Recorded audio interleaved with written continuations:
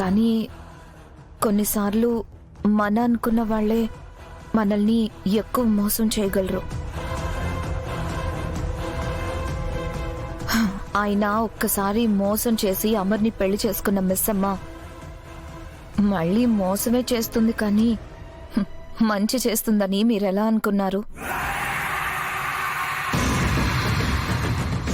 మీకు కూడా ఈ విషయం ఇప్పుడే చెప్పకూడదు అనుకున్నాను, కానీ అమ్మని అవమానించిన మనిషితో మీరు ప్రేమగా మాట్లాడడం, ప్రేమగా ఉండడం చూడలేక చెప్తున్నాను.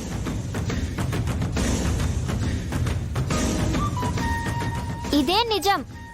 మీరు నమ్ముతారో నమ్మరో మీ ఇష్టం.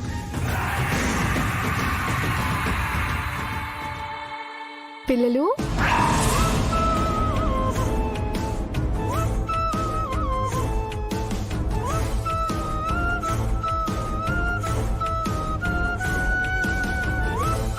రెడీ అయిపోయారా?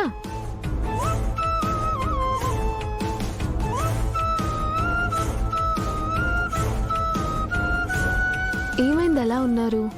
మిస్ అమ్మా, నిన్న మా రూమ్లో నుంచి ఫోటోని లాన్లోకి తీసుకెళ్ళావా?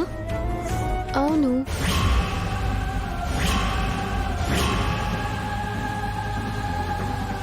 తప్పనిపించలేదా మిస్ అమ్మా? అందులో తప్పేముంది? ఆ ఫోటో మీ దగ్గర ఎందుకుందో కనుక్కుందామని వచ్చాను.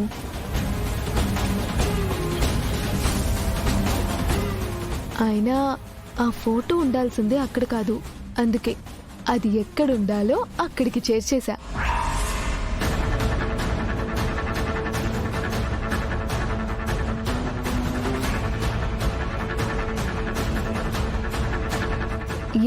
ఎందుకలా అడిగారు?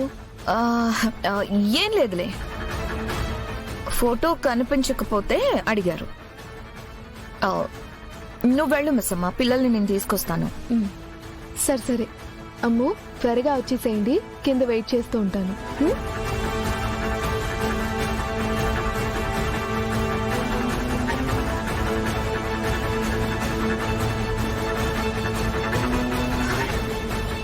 జరిగిందెవరికీ తెలీదని చేసిన తప్పుని ఎంత గొప్పగా చెప్తుందో మీరే చూశారు కదా. ఇదే కాదు, ప్రతిదీ మిస్ అమ్మ ఇలానే చేస్తుంది. మీకు దగ్గరై అమర్ని చేరుకుని ఆరు నామరూపాలు లేకుండా చెయ్యాలని అనుకుంటుంది. ఆరుని దాటి జీవితాన్ని చూడలేకపోతుంటే ఇప్పుడు ఆ జీవితాన్ని మిస్ అమ్మతో కలిపి పంచుకోమంటే ఎలా రాతోడు?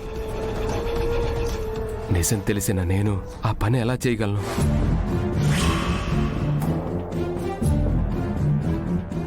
ఏంటా నిజం? మీ బాధ నాకు అర్థమైంది సార్, కానీ మేడం గారు ఏ లోకంలో ఉన్నా నిజం తెలియగానే ఇదే కోరుకునేవారు సార్. మీరు మిస్ అమ్మ చెయ్యి పట్టుకొని జీవితాంతం కలిసి నిలబడాలనే కోరుకునేవారు సార్.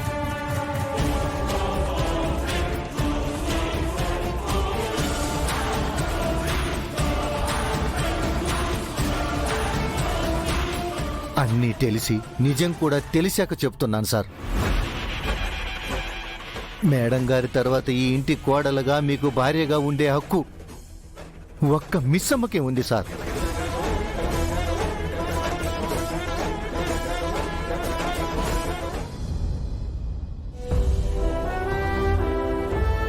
పిల్లలు త్వరగా రావాలి, టైం అవుతుంది, త్వరగా రావాలి పిల్లలు.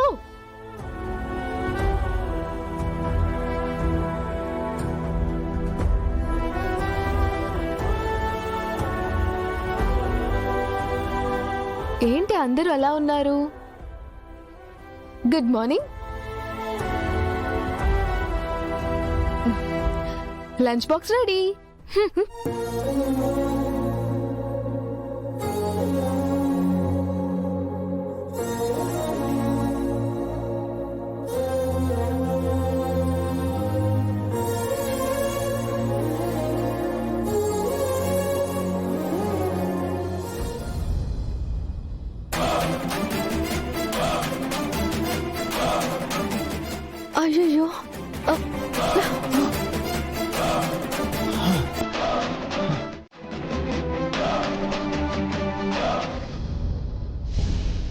కార్తీ రాథోడ్. అలాగే సార్.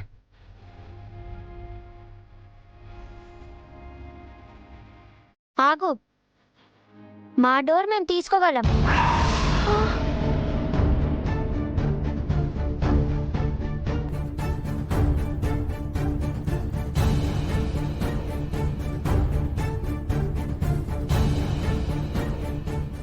పిల్లలు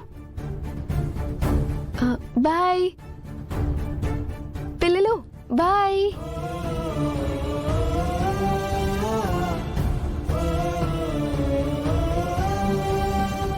పిల్లలు బాయ్.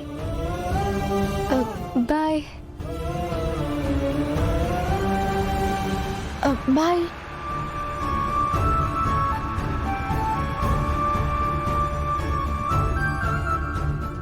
పిల్లల్లో సడన్ గా మార్పు వచ్చింది. మనోహరి పిల్లల మనసులో విషయం నింపేస్తోంది గుప్తా గారు.